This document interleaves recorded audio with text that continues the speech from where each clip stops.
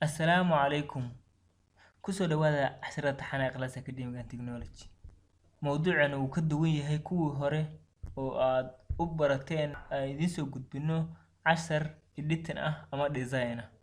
Su'aal ay dadka qaarkood isoo weydiiyeen ayaan doonayaa inaan ka jawaabo oo ah dhinaca qoraalka amase daatada loo yaqaano Office-ka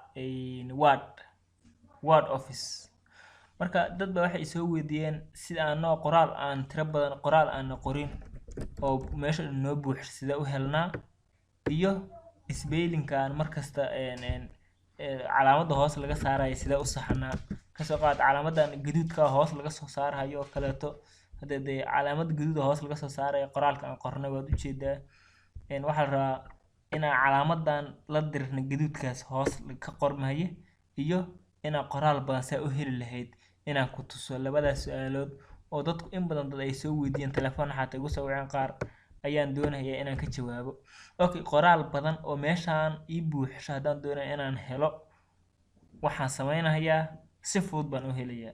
Sida fudud waa sidee waxaan riixayaa keyboardka computerka xaraf equal ama calaamadda la yiraahdo equal baan riixay oo labada tig u taagan. Markaan equal qoray ayaan waxaan qoray RAND oo ah rand oo ah rand baan qoray kadibna shift-da computerka ayaan qabtay waxaan qoray brace-ka yar oo masana soo xiray waan furay waa soo xiray labada brace dhexdoodaan imid waxaan ku qoray tirada aan rabo ayaan ka dhiganayaa oo waxaan leeyahay ka soo qaad waxaan iri 15 dot dhibicda dot maahane comma waa adeegsanaa 15 comma 3 waxaan rabaa 15 paragraph oo mid kasta uu ka kooban yahay 3 line uu ka kooban yahay 3 line ilaa 4 line wuxuu u dhaxeeyaa intaas markaan qortay waa si fiican aan kugu tuso kugu soo dhaweeye waxaan qoray rand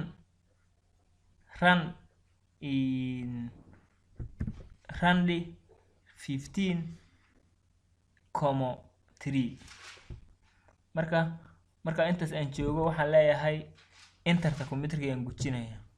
Wow, qoraal fara badan baa soo helay oo ah 2 page buu ii noqday qoraalka faraha badan sidaas lagu helaa mar qura aan ku celsho control C aan raahdo computerkayga ayaan u imaanayaa waxaan iri equal baan riixay kadibna waxaan qoray RAND oo ah rand oo ah laga soo gaabshay random oo ah waqtiga nasiib ama baqtiga nasiib sida loo yaqaano waxaan iri brace baan furay shift anoo hayo masana waa soo xiray labada brace dhexdooda ayaan imid waxaan qoray 20 paragraph oo mid kasta uu ka kooban yahay 4 lines ka kooban yahay qoraalkan wuxuu ku dhex kaydsan yahay computerka kaliya in lagala soo baxo ayaa ujeedadu ay tahay af Ingiriisi. Okay, waxaan helay book dhan oo ah ilaa 3 page baan helay. Okay, marka qaybta ii dhiman waxay ahayd inaan spelling-ka saxo ka soo qaad haddaan isku daro oo ka gudbo waxay noqonaysaa hoosta laga xariiqay haddaan ku daro enter tab iyo deed isku daro waxaan hoosta laga xariiqay iyadana item iyo include waan isku daray.